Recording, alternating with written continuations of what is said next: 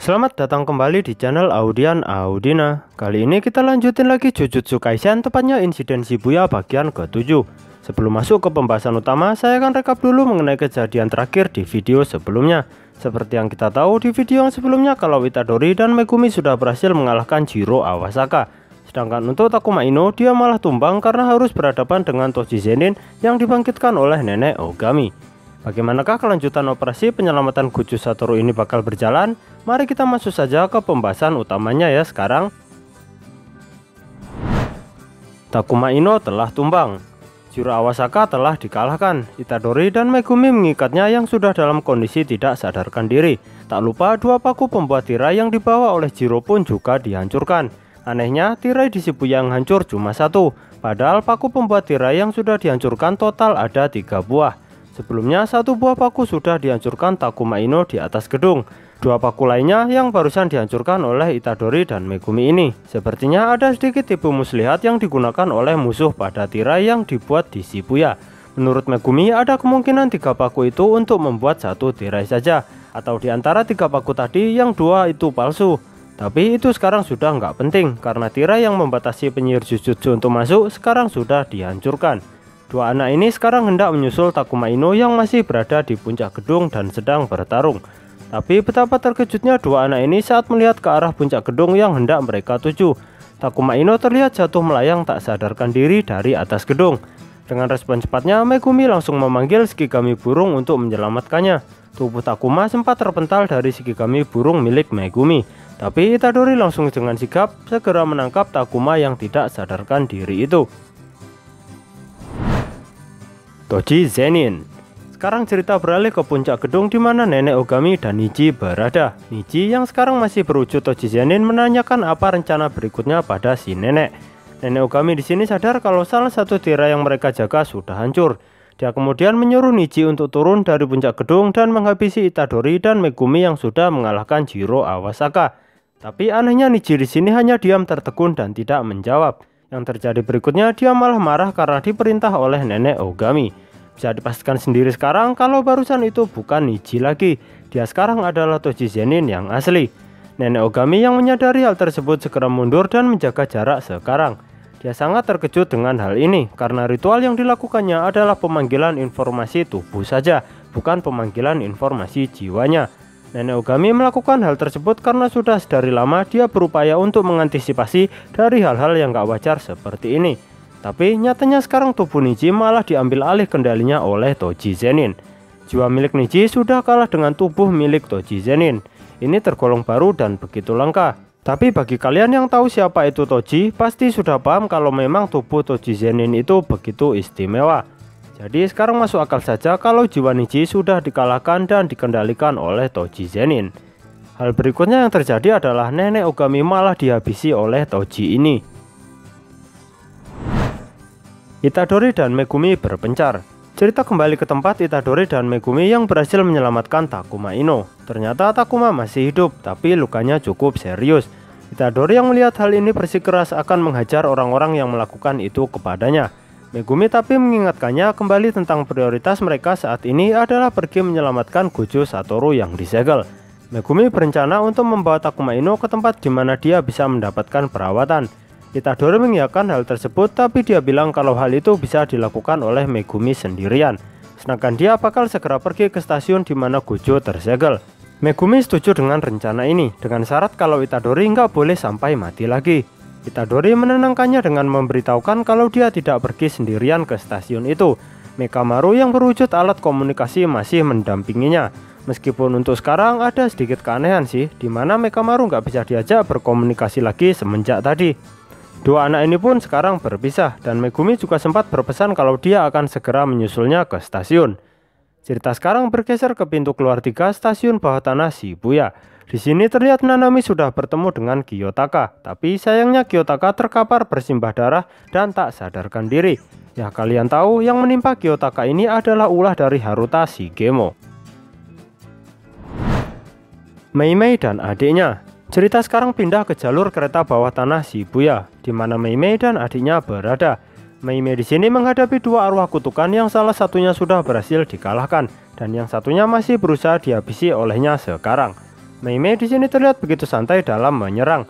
Dia malah mengajak ngobrol lawannya mengenai kisahnya yang sudah berlatih sejak kecil untuk menjadi kuat tanpa bergantung pada teknik kutukannya. Dalam pertarungan yang santai ini, arwah kutukan yang menjadi lawan Mei Mei sudah terpojok dan dia memohon ampun untuk dilepaskan. Mei Mei tapi tidak menggubrisnya sama sekali. Dia malah terus melanjutkan cerita tentang prinsip hidupnya yang dulu, di mana dia beranggapan kalau nilai penyihir jujutsu itu bukan terletak pada teknik kutukannya. Bagi dirinya yang dulu, teknik kutukan itu nggak begitu penting. Tapi setelah sekian lama waktu berjalan, akhirnya dia mencapai batasannya, di mana dia sadar bahwa dengan kekuatan fisik dan menggunakan energi kutukan untuk memperkuatnya, ternyata tidak membuatnya lebih kuat. Dia cukup kecewa setelah mengetahui fakta tersebut. Tapi karena kegagalan itulah dia jadi berlatih keras untuk menyempurnakan teknik kutukannya. Dan terbukti sampai hari ini Mei Mei telah berada di puncak kejayaannya sebagai seorang penyihir tingkat 1. Adik Mei Mei tepuk tangan mendengar kisah kakaknya ini. Dia juga menyuruh arwah kutukan yang dilawan kakaknya untuk ikut bertepuk tangan. Si arwah kutukan itu pun menurut, dan sesaat setelah dia mulai bertepuk tangan, Mei Mei bilang kalau sekarang sudah waktunya untuk menghabisinya. Seketika arwah kutukan tersebut segera bersujud dan memohon untuk dilepaskan. Dia janji nggak bakal berulah lagi. Tapi Mei Mei nggak peduli dengan si arwah kutukan tersebut, karena baginya nggak ada untung buatnya membiarkan dia hidup sekalipun. Dan sekarang arwah kutukan tersebut langsung dihabisinya. Bersamaan dengan pemusnahan arwah kutukan ini, Mei Mei sadar kalau sudah ada tirai yang baru saja dihancurkan. Dia dan adiknya sekarang bersiap untuk melanjutkan perjalanannya ke B5F di mana Gojo tersegel. Ada hal menarik yang dikatakan Mei Mei di sini sebelum berangkat. Ya ini masalah uang sih. Dia nggak bisa membayangkan berapa banyak bayaran yang bakal ia terima jika bisa nyelamatin Gojo yang sudah disegel. Memikirkannya saja sudah sampai membuat jantungnya berdebar-debar begitu kencang. Gitu palsu yang masih jaga proses segel alam penjara juga menyadari kalau ada tirai yang sudah dihancurkan. Dia pun merasa hal tersebut terjadi lebih cepat dari dugaannya. Tim Naobito berpencar. Cerita pindah keluar tirai di mana Nobara dan Nita sedang berlari. Tapi secara mengejutkan dua cewek ini sekarang berhenti mendadak. Nobara pun langsung meminta Nita untuk segera bersembunyi. Hal ini dilakukannya karena mereka dihadang oleh si Haruta Shigemo. Dan Nobara bersiap untuk menghadapinya dengan memprioritaskan keselamatan Nita terlebih dahulu. Cerita melompat sebentar ke tempat Nanami yang menemukan Gyotaka terkapar bersimbah darah. Dengan emosinya yang ditahan, tiba-tiba Nanami teringat dengan teman seangkatan SMA-nya dulu yang meninggal saat menjalankan misi pemusnahan kutukan. Melihat Gyotaka sekarat membuat Nanami mengingat masa lalunya yang kelam tersebut. Emosinya dan kebenciannya pada arwah kutukan kini kian meluap-luap. Cerita sekarang berpindah ke tempat tim Naobito Zenin yang sudah masuk ke dalam tirai, di mana dalam momen ini Nobara dan Nita masih belum bergerak sendiri. Mereka masih tergabung dengan Maki dan Naobito. Terlihat di sini Maki sedang sibuk menghabisi arwah kutukan yang cukup banyak, tapi Naobito Zenin malah terlihat begitu santai dan tidak membantunya sama sekali. Nobara di sini menyampaikan asumsinya pada Maki kalau ada kemungkinan Gyotaka sudah diserang saat dia sibuk mengkoordinasikan komunikasi dengan Nita lewat handphone sebelumnya. Mendengar perkataan Nobara tersebut, Maki merasa kalau nggak ada salahnya juga untuk pergi memastikan kondisi Gyotaka saat ini, mengingat ada kemungkinan besar kalau dia sudah dihabisi oleh pihak musuh. Akhirnya dia memutuskan agar Nobara dan Nita keluar dari tirai untuk segera pergi ke tempat Gyotaka berada. Hal ini dilakukannya karena komunikasi dengan asisten manajer lainnya juga nggak bisa dilakukan. Hal tersebut bisa berbahaya karena membuat pihak musuh jadi diuntungkan dengan hancurnya koordinasi milik tim penyihir Jujutsu. Selain itu, Maki merasa kalau Nobara dan Nita bisa lebih aman dengan berada di luar tirai. Jadi sekarang sudah jelas ya, tim Naobito berpencar, di mana Nobara dan Nita pergi keluar tirai, sedangkan Maki dan Naobito bakal tetap bertahan di dalam tirai. Ini adalah penjelasan kenapa Nobara dan Nita nggak bersama Maki lagi ya. Nobara versus Shigemo. Cerita sekarang kembali ke tempat Nobara dan Nita yang sudah dihadang oleh Haruta Shigemo.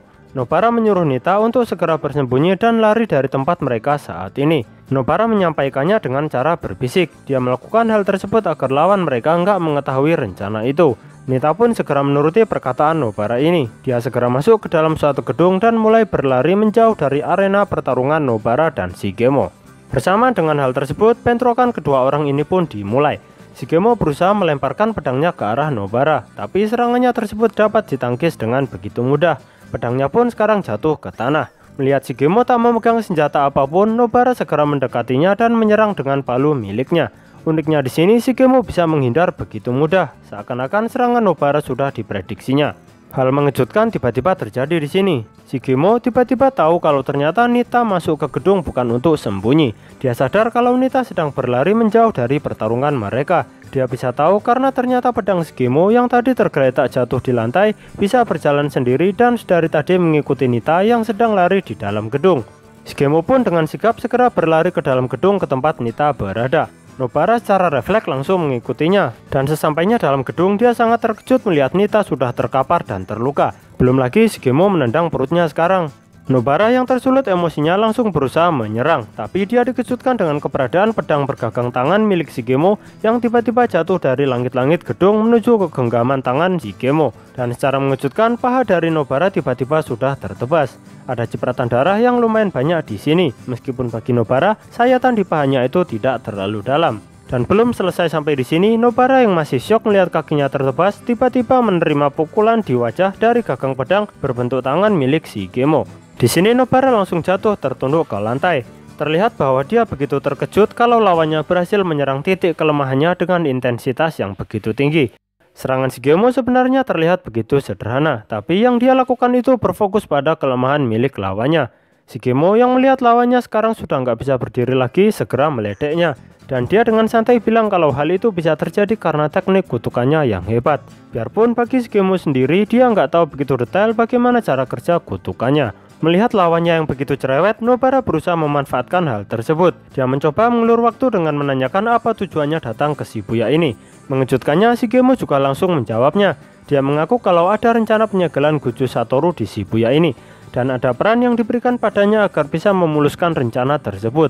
Tapi dia mengaku kalau sebenarnya nggak begitu tertarik dengan urusan segel menyegel itu. Dia melakukan hal ini atas dasar kesenangannya sendiri. Ya intinya Shigemo ini mau ikut karena dia bakal bisa bersenang-senang dengan menyiksa orang-orang yang dianggapnya lemah. Saat menyelesaikan penjelasannya pada Nobara, tiba-tiba saja Shigemo kali ini menebas Nita yang terkapar di lantai.